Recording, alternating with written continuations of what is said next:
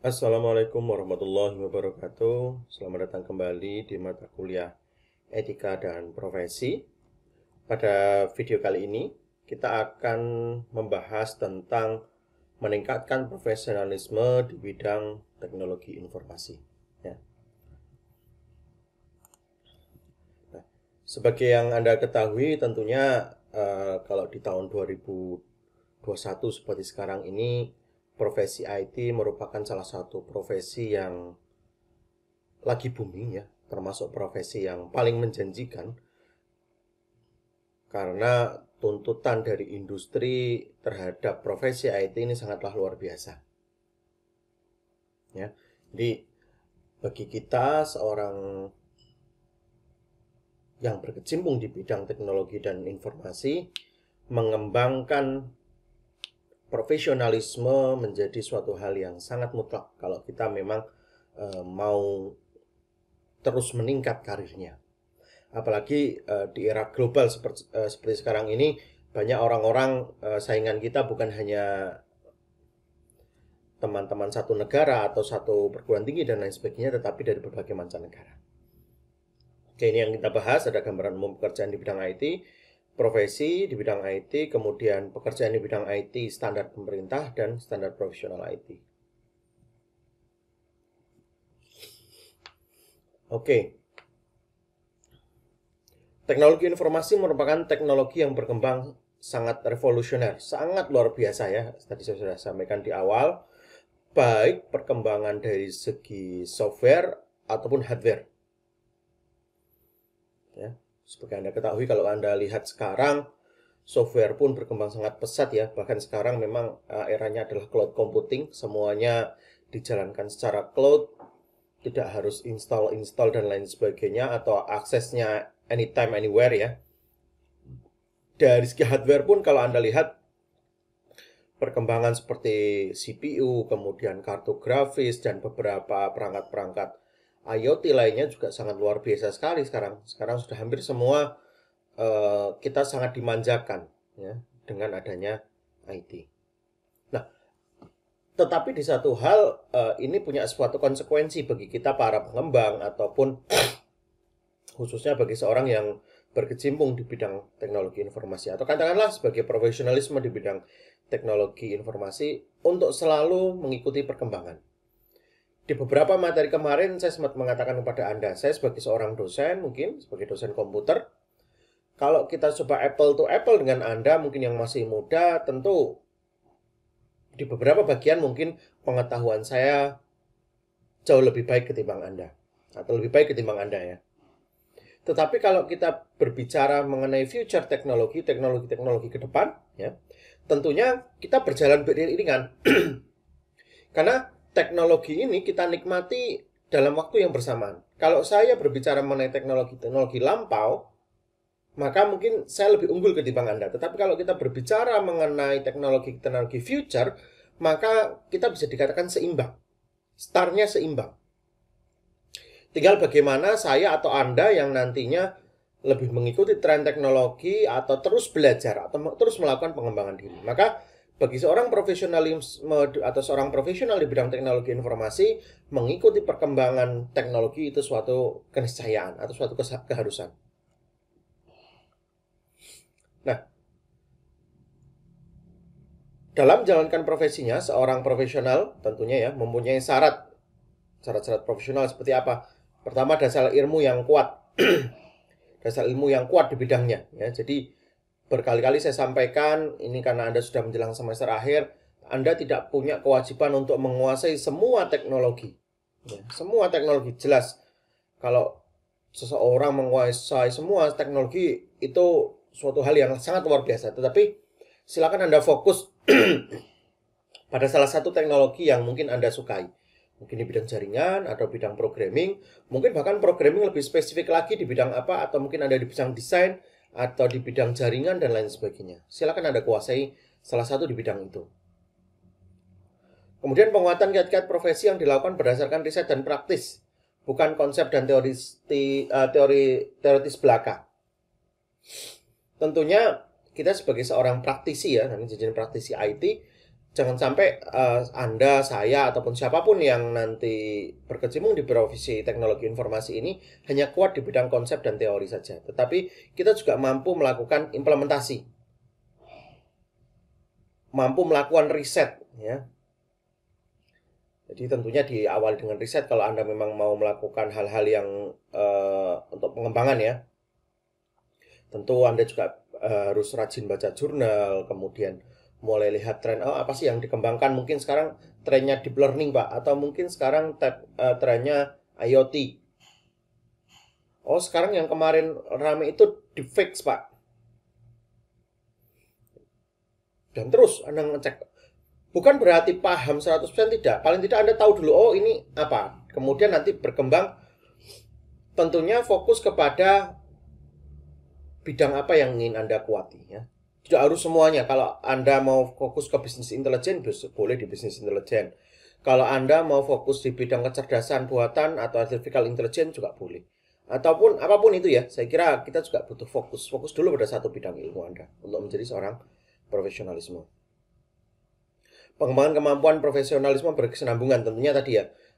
Step by stepnya harus jelas. Kalau Anda mau belajar dari jaringan semisal, ya dikuasai dulu mulai jaringan dasar, kemudian nanti routing dan lain sebagainya, sampai Anda mungkin ke taraf sertifikasi. Kalau kita melihat dari beberapa referensi yang saya baca, rendahnya profesionalisme pekerjaan di bidang IT ini ada beberapa penyebabnya. Yang pertama, di Indonesia khususnya, ya, masih cukup banyak orang-orang yang berkecimpung di bidang IT ini tetapi tidak menekuni profesinya secara total. Mungkin sebagian sambilan. Kalau kita lihat banyak sekali freelancer itu yang ataupun bahkan mungkin orang-orang yang dikerja kantoran, ya.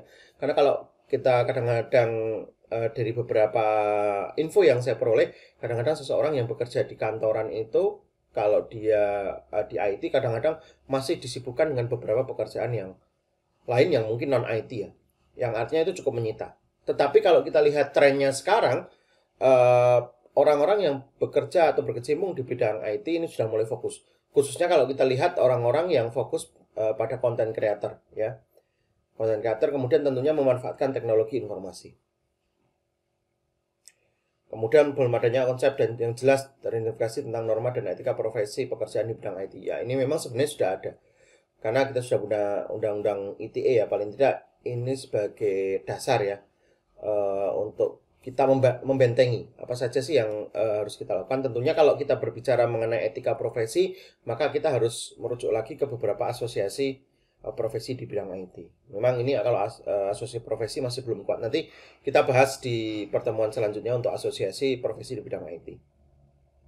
Nah ini, ya, hubungannya masih belum ada atau masih sangat jarang sekali organisasi profesi yang menangani para profesional di bidang IT. Jadi berbeda mungkin kalau semisal ini, ya, kalau hukum Anda mungkin bolak-balik terdengar peradi, ada profesi orang-orang yang fokus di bidang hukum, untuk advokat dan lain sebagainya, untuk para dokter ID, gaungnya luar biasa, ya. Bahkan punya sifat rekomendasi yang sangat mengikat. Nah, di komputer apakah ada beberapa memang rata-rata masih di taraf profesional, baru semisal di beberapa perguruan tinggi, ya, seperti Aptisi, Aptikom dan lain sebagainya. Meskipun di profesi untuk profesional di bidang IT tentunya ada. Nanti kita akan bahas di video selanjutnya. Nah, pemerintah sendiri dalam rangka untuk menyiapkan SDM di bidang IT sudah melakukan beberapa hal. Ya, artinya kita lihat dari sisi pemerintah. Hal ini bisa dilihat mulai tahun 99 akhir 99 sampai 2000, di mana program yang diselenggarakan Asosiasi Penyelenggara Jasa Internet pada sekolah-sekolah, ya. Kemudian mulai adanya program SMK Teknologi Informasi, ya. Kalau kita lihat SMK kan dulu isinya baru teknik sipil, teknik elektro gitu, ya. Bengkel dan lain sebagainya, atau tata boga atau akuntansi. Tetapi kalau kita lihat di tahun 2000 itu sudah mulai adanya SMK-SMK di bidang teknologi informasi. Ya, kalau Anda lihat SMK di bidang IT itu umurnya paling masih seumur jagung, belum, ya, mungkin sekitar 20 tahun, ya, kalau sekarang sekitar 20 tahun. Kemudian adanya program diploma teknologi informasi ini di awal-awal, ya, kemudian program sarjana.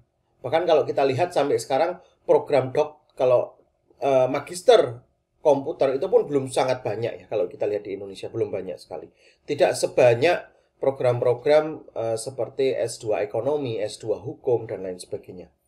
Apalagi kalau kita berbicara mengenai doktor ilmu komputer, itu masih sangat sedikit ya. Kemudian mungkin sudah mulai menjamur ya pendidikan non formal, kursus-kursus. Mungkin Anda pernah dengar ada kursus Office, kursus jaringan dan lain sebagainya yang disediakan oleh beberapa provider ya. Tetapi memang biasanya untuk PL selanjutnya adalah sertifikasinya yang cukup mahal. Nah, ini tentunya membutuhkan peran pemerintah supaya sertifikasinya itu tidak terlalu mahal kan gitu ya.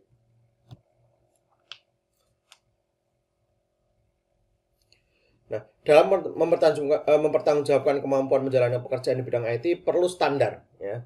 Jadi tentu kalau kita mau apple to apple kepada orang lain ataupun kepada baik orang yang satu Indonesia ya atau profesional IT di Indonesia ataupun di secara internasional, maka kita butuh standarisasi. Nah, standarisasi itu biasanya diukur dengan sertifikasi.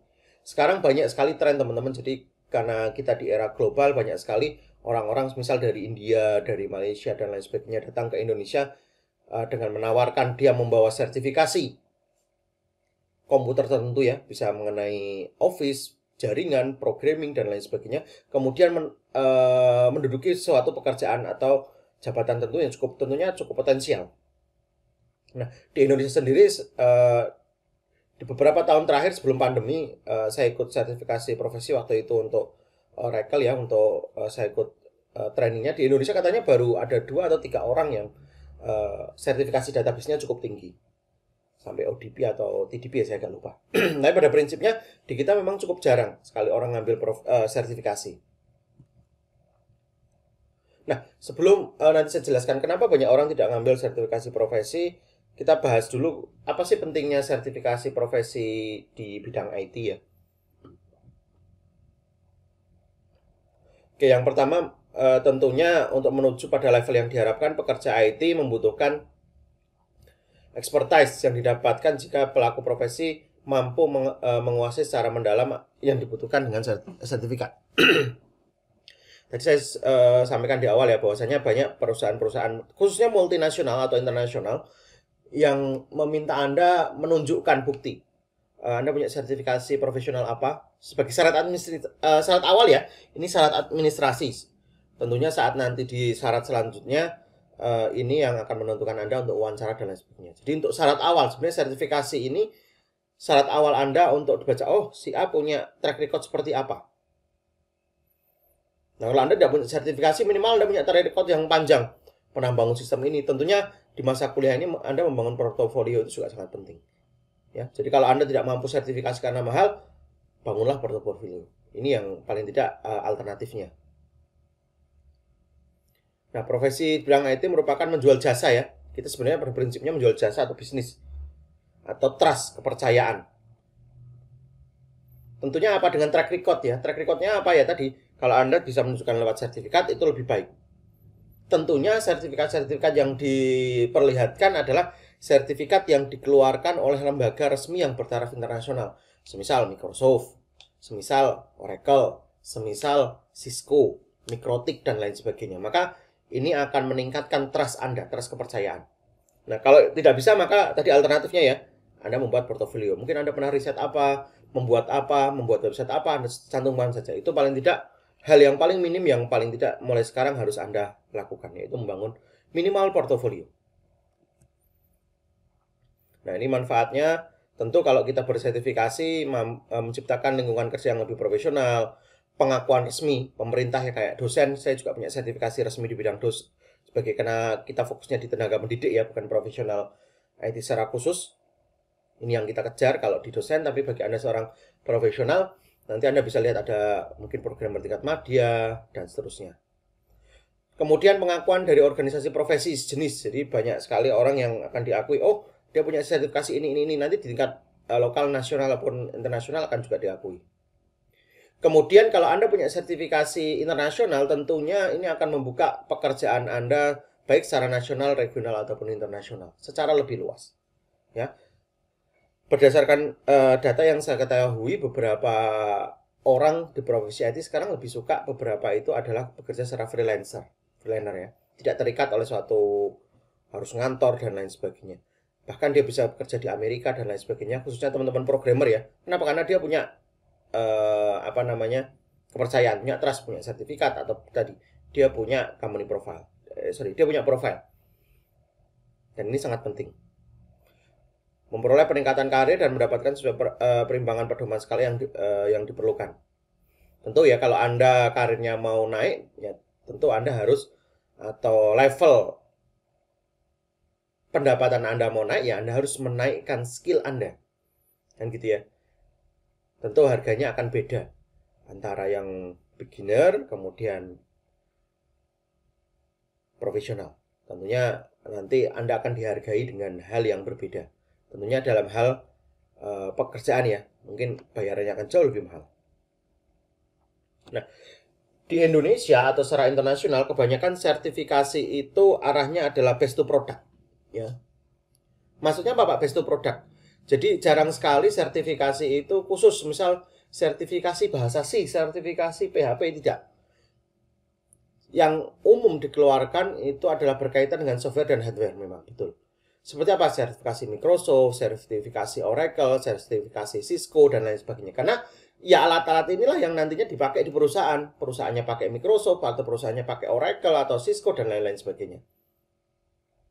Nah, pelaksanaan sertifikasi diselenggarakan oleh perusahaan tersebut atau lembaga yang ditunjuk. Kalau di kita biasanya BNSP ya.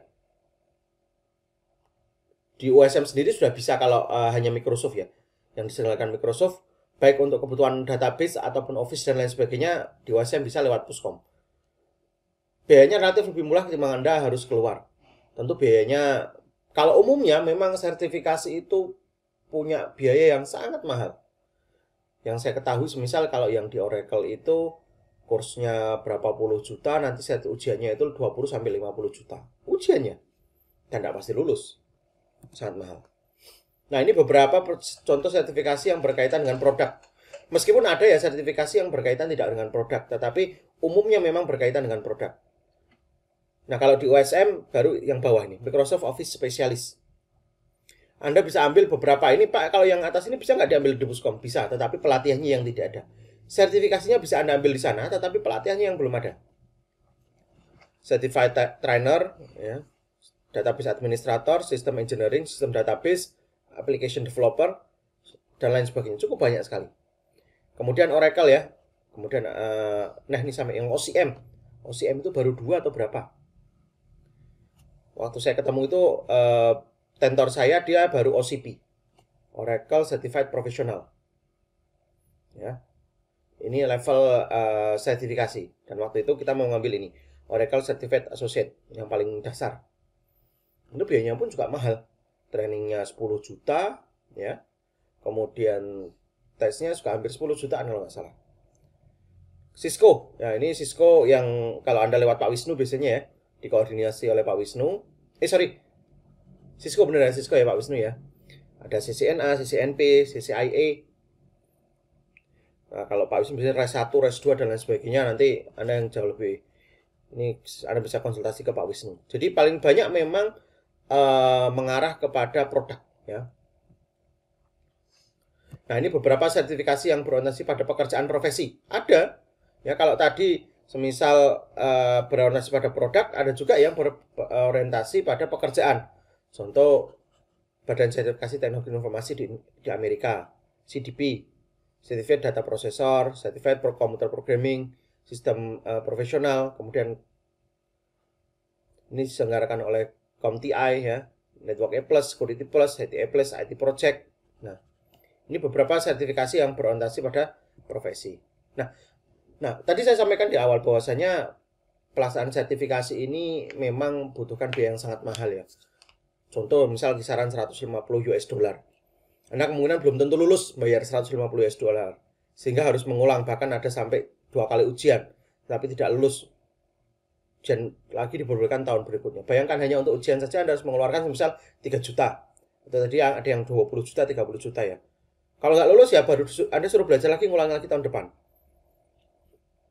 Itu untuk sertifikasi ya. Ini yang sertifikasi internasional. Nah, kalau di Indonesia ya memang paling standar Anda ikut yang BNSP atau certified punya Google. Google juga banyak ya sekarang menyediakan certified atau sertifikasi internasional ya. Paling tidak diakui, oh siapa penyelenggaranya Google. Dia punya data analis, programming dan lain sebagainya. Silakan Anda ikuti ya. Kalau Google ada beberapa yang gratis. Kemampuan yang kurang memadai terhadap penguasaan materi ya, ini jadi permasalahan dasarnya. Kenapa nggak lulus? Tentunya karena ya kualitas kita masih kurang ya. Mungkin kita hanya fokus di praktis saja, karena kalau sertifikasi ini cukup bahas yang dibahas tentang konsep teoritis ya. Ini konsep dasarnya seperti apa dan lain sebagainya. Oke, saya kira itu uh, untuk materi kita hari ini. Silakan nanti Anda baca kembali ini materinya. Kemudian silakan nanti aktif di e-learning karena ada tugas di e-learning. Saya kira itu dari saya untuk pertemuan kita hari ini. Terima kasih. Wassalamualaikum warahmatullahi wabarakatuh.